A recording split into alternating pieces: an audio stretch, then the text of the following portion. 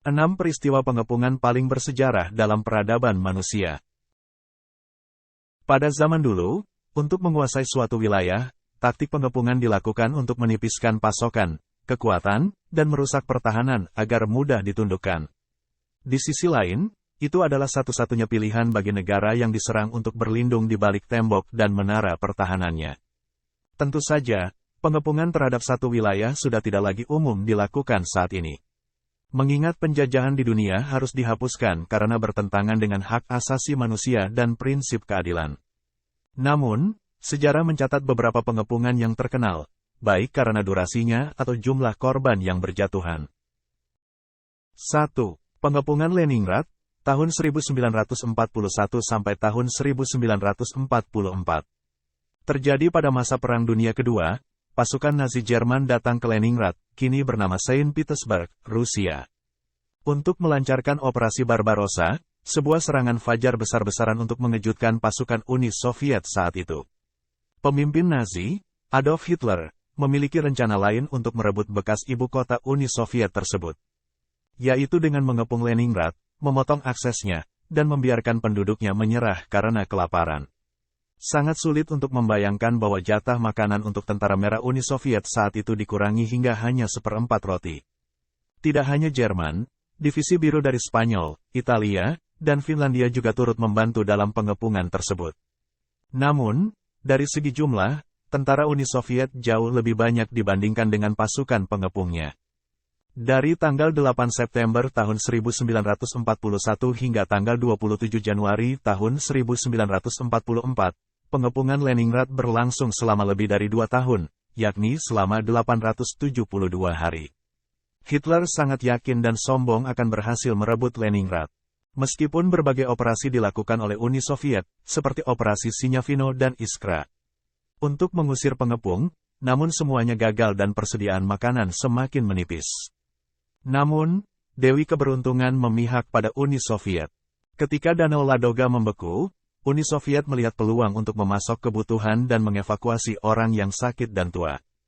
Hingga saat ini, Danau Ladoga sering disebut jalan kehidupan. Akhirnya, kemenangan justru diraih oleh Uni Soviet yang berhasil mengusir Nazi dan sekutunya hingga 100 km dari Leningrad, sekaligus menggagalkan Operasi Barbarossa dan menjadi salah satu awal kejatuhan Nazi dan Adolf Hitler di Perang Dunia II. Namun, di balik kemenangan Uni Soviet, jumlah kematian akibat kelaparan jauh lebih banyak daripada yang tewas dalam pertempuran. Dari hampir 4 juta jiwa, 3 juta rakyat Uni Soviet meninggal, menjadikan pengepungan ini salah satu yang paling mengerikan dalam sejarah kemanusiaan. 2. Pertempuran Kartago, Perang Punisia III, 149 sampai 146 sebelum Masehi. Ketika Hannibal gagal dan Kartago, yang sekarang dikenal sebagai Tunisia, ditundukkan oleh Kekaisaran Romawi selama Perang Punisia II, maka Kartago benar-benar dirampas dan peras sepenuhnya. Bahkan jika Kartago ingin berperang, harus meminta izin dari Kekaisaran Romawi terlebih dahulu. Meskipun begitu, Kartago tetap merdeka pada saat itu.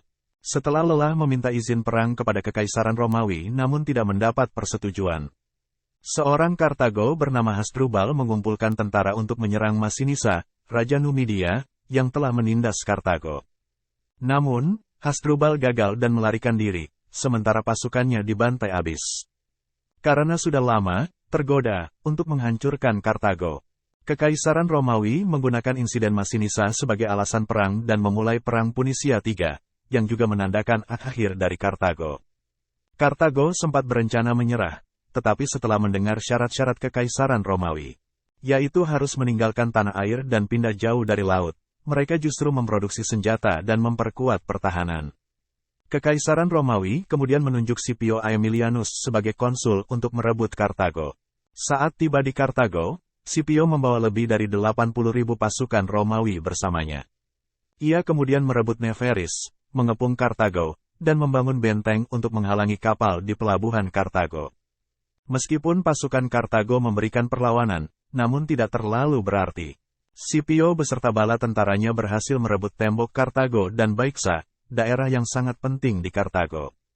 Pada akhirnya, pada tahun 146 sebelum Masehi, Kartago berhasil diduduki oleh Scipio dan pasukannya. Sebanyak 100.000 hingga 450.000 jiwa tentara Kartago tewas, dan 50.000 penduduk Kartago dijual sebagai budak oleh Romawi. Kartago kemudian dijadikan provinsi Romawi di Afrika, dengan Utica sebagai ibu kotanya, yaitu kota di utara Kartago yang menjadi tempat pertama kali kedatangan Scipio. 3. Pengepungan Tenochtitlan, 1521. Konflik ini merupakan pertempuran krusial antara suku Aztec dan konkuistador Spanyol. Sudah tentu, suku Aztec tidak senang dengan kedatangan Spanyol di wilayah mereka. Di bawah pimpinan Hernán Cortés, lebih dari 200.000 pasukan Spanyol berangkat untuk menaklukkan Tenochtitlan, sekarang Meksiko. Pusat pemerintahan Aztec, untuk Spanyol. Jumlah tentara Spanyol lebih sedikit dibandingkan dengan pasukan Aztec yang berjumlah lebih dari 300.000. Namun, dari sisi teknologi dan persenjataan, Spanyol jauh lebih maju. Walaupun begitu, Aztec yang dipimpin oleh Raja Cuauhtémoc terbukti efektif dalam beberapa kesempatan membuat Cortés frustrasi. Bahkan, pada suatu kesempatan, Cortés nyaris saja tertangkap oleh Aztec meskipun memiliki teknologi yang lebih modern. Namun, pandemi cacar dan kelaparan yang dahsyat melanda suku Aztec, membuat pertahanan dan kemampuan serangan mereka menurun secara signifikan. Bahkan, mereka harus memakan benda-benda tak lazim seperti batu dan kayu untuk bertahan hidup. Selain cacar, banyak dari mereka yang meninggal akibat disentri karena minum air yang tercemar. Maka dari itu, Cortés memanfaatkan situasi ini dan mengubah strateginya. Kemenangan Spanyol dalam menaklukkan Tenochtitlan juga didukung oleh suku-suku yang membenci Aztec karena telah diperbudak selama ratusan tahun. Cortés sukses menangkap Cuauhtémoc yang mencoba melarikan diri dengan harta dan keluarganya. Setelah disiksa, akhirnya Cortés dapat mengirimkan sedikit emas ke Spanyol. Peristiwa ini sangat penting dalam sejarah Meksiko dan menegaskan kekuasaan Spanyol di Amerika. Pengepungan Tenochtitlan yang berlangsung selama 2 bulan. Dari akhir Mei hingga pertengahan Agustus menelan lebih dari 200.000 korban dan hampir memusnahkan suku Aztec. 4. Pengepungan Baghdad, 1258. Sebagai sebuah negara yang penuh ambisi, Mongolia yang dipimpin oleh cucu Genghis Khan, Mongke Han, berkeinginan untuk memperluas wilayahnya hingga ke Mesopotamia. Pada saat itu, Kekhalifahan Abbasiyah sedang dalam masa kejayaannya setelah berhasil menaklukkan dinasti Umayyah dan memindahkan ibu kota kekhalifahan dari Damsyik ke Baghdad, ibu kota Irak saat ini. Baghdad juga menjadi pusat pengetahuan dan kebudayaan dunia pada masa itu, yang dikenal dengan sebutan zaman keemasan Islam. Mongke tidak ingin secara langsung meruntuhkan kekhalifahan Abbasiyah yang dipimpin oleh Al-Mustasim.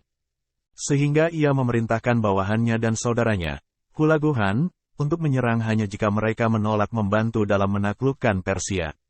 Setelah sukses merebut Alamut dari kekuasaan Persia, Hulagu bergerak menuju Baghdad dengan maksud meminta Al-Mustasim untuk tunduk pada permintaan Mongolia dan membantu mereka.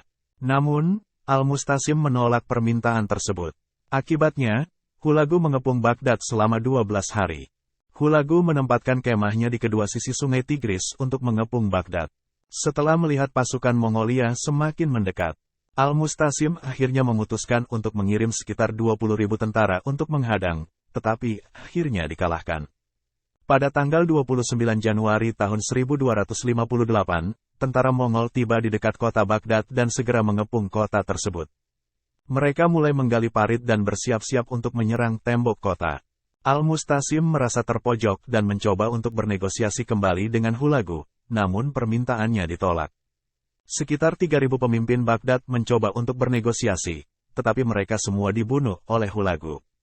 Ketika Hulagu dan pasukannya memasuki Baghdad pada tanggal 10 Februari tahun 1258, terjadi pembantaian massal. Lebih dari 200.000 orang, termasuk ilmuwan dan filsuf Baghdad, dibantai oleh pasukan Mongol. Setelah menyaksikan kejatuhan Baghdad, Al-Mustasim sendiri diyakini dibunuh oleh pasukan Mongol dengan diinjak kuda hidup-hidup. Selain itu, pengepungan Baghdad menandai akhir dari zaman keemasan Islam dengan runtuhnya rumah kebijaksanaan, Baitul Hikmah, dan buku serta dokumen penting yang beragam, mulai dari agama hingga sains, dibuang ke sungai Tigris. 5. Pengepungan Vicksburg, 1863. Selain pertempuran Gettysburg, pengepungan Vicksburg selama lebih dari 1 bulan menjadi peristiwa penting dalam Perang Saudara Amerika Serikat di bawah kepemimpinan Presiden Amerika Serikat ke-16, Abraham Lincoln. Di bawah pimpinan Mayor Jenderal Ulysses Simpson Grant, pasukan Union berhasil mengusir pasukan Konfederasi yang dipimpin oleh Letnan Jenderal John Clifford Pemberton ke kota Vicksburg, Mississippi Barat. Setelah 2 serangan yang gagal dan menimbulkan banyak korban, Grant dan pasukannya memutuskan untuk menggali parit dan mengepung Vicksburg pada tanggal 25 Mei tahun 1863. Selama lebih dari 40 hari, pasukan Grant mengebom Vicksburg dari darat dan air. Pemberton memang memiliki amunisi, tetapi tidak memiliki persediaan makanan. Karena terpojok, beberapa penduduk Vicksburg bahkan harus menggali gua untuk berlindung yang disebut Prairie Dog Village oleh pasukan Union. Puncaknya, pasukan Grant membuat terowongan di bawah perbentengan Vicksburg dan meledakkan ranjau untuk semakin memperburuk posisi tentara Konfederasi dan Pemberton.